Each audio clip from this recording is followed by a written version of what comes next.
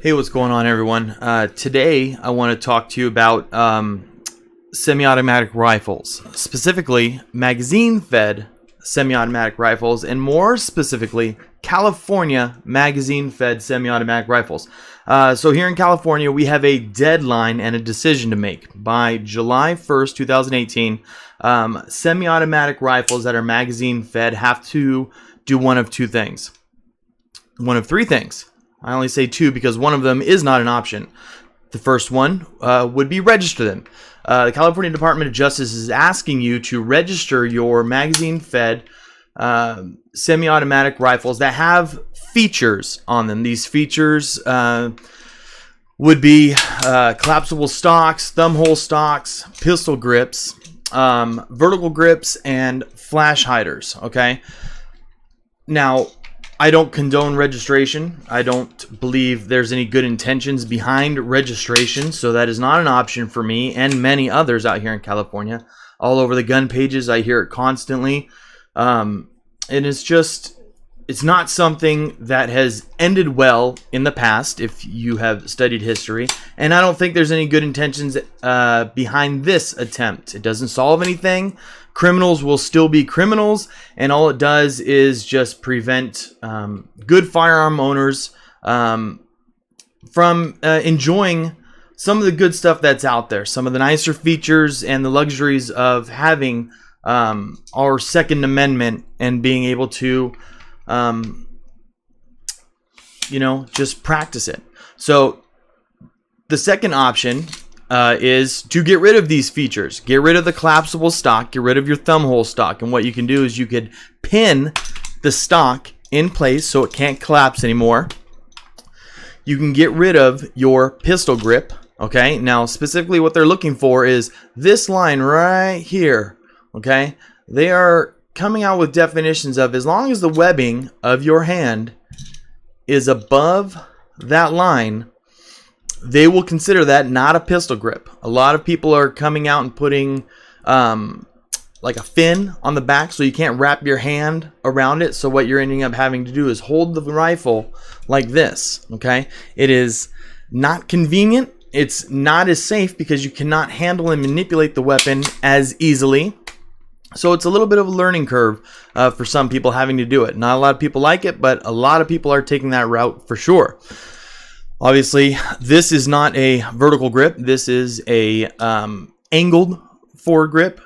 And this is a flash hider, though. Okay. I chose not to get rid of the flash hider. My angled grip is not an issue. I like having my regular pistol grip. It helps manipulate the weapon a lot easier than the alternatives. And the stock, I like having this stock because when I do go out shooting, I'm usually with friends and sometimes I take new people. And having it, being able to collapse, it's a feature that can be shared with many types of people. Smaller people, larger people, and it's able to bring that length of pull in for shorter or out for our bigger individuals who are looking to enjoy shooting. So in order for me to have a regular magazine release like God intended, I would need to get rid of all of these features that make this rifle so scary. The third option is to no longer make this a detachable magazine rifle. And in order to do that, a few things we could probably talk about real quick came down the line as solutions. One thing was this bullet button. Okay? This block right here prevented you from just simply pushing in this regular mag release. And what you would require to do now in order to release that mag was to take a tool and push down the inside of that magazine release, which would allow your magazine catch here, where am I upside down, to be pushed out, allowing you to take down that magazine. Well, now the Department of Justice and all the retards in California are deeming that feature to be an assault weapon. They are redefining what they originally defined as an assault weapon. So this was the bullet button that I've taken off. And what allows me to have a regular magazine release is if I lock this magazine to the rifle. So if I'm trying to push on that magazine, it is not coming out whatsoever. Several different companies have come up with solutions that will make the process of reloading or changing out this magazine a bit easier for us. The law states that you need to disassemble the lower receiver from the upper receiver. And I'm assuming, I don't believe they defined, but assuming the purpose is to make this rifle non-functioning. It is broken down. It cannot be fired. And until they specify any more past that, some of these companies have come up with different solutions out there. This one specifically that I'll be talking about is a company's solution from Juggernaut Tactical, and is their Hellfighter. What it does is it replaces your existing rear takedown pin, okay? And it spring loads this pin right here. And what you can do is you can push that in, and it puts your upper and lower receiver in an action to where when I push that, you'll see that it breaks open. Just like that. That's it. That right there renders this rifle completely useless. I cannot pull that charging handle back. My actions are separated. So by law, by their law, that function is legal. This makes that rifle California compliant.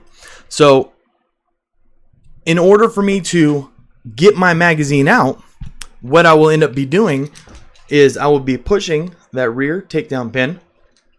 I will push it, which separates my action. And now in doing so, that allows me to work that magazine release right there.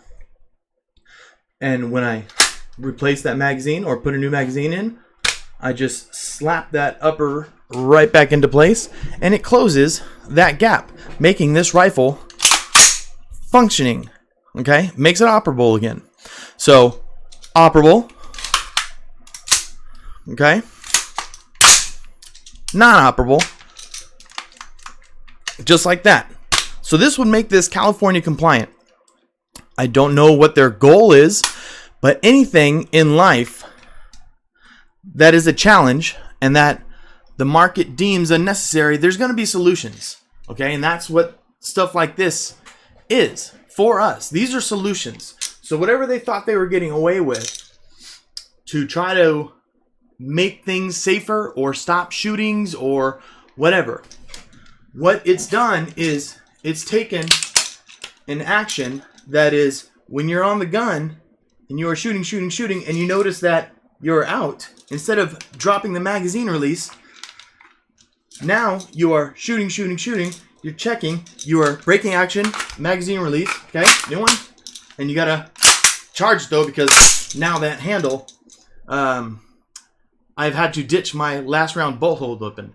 That's probably for a later video, but more for functioning of the rifle. But for this video, this was just going over how to make your semi-automatic rifle California compliant.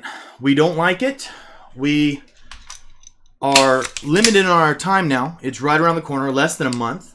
But these are some of the options that are out there. I suggest you do what you can, whether it be nothing at all or jumping on some of these products. I believe this Juggernaut Tactical Hellfighter, if you got it from Juggernaut Tactical, they are in Anaheim. I believe they are selling them for $69.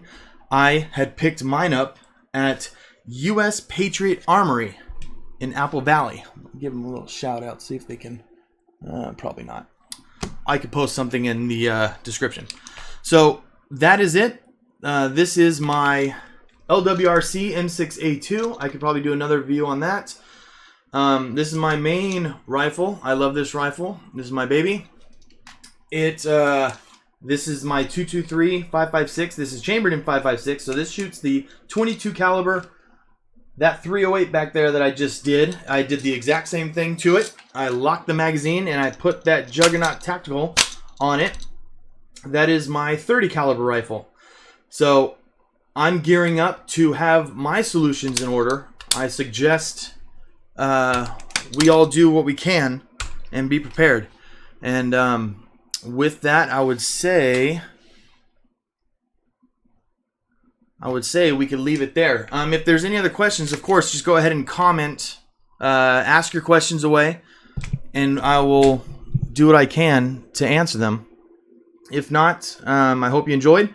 Go ahead and subscribe, like, share, and I'll see you guys later.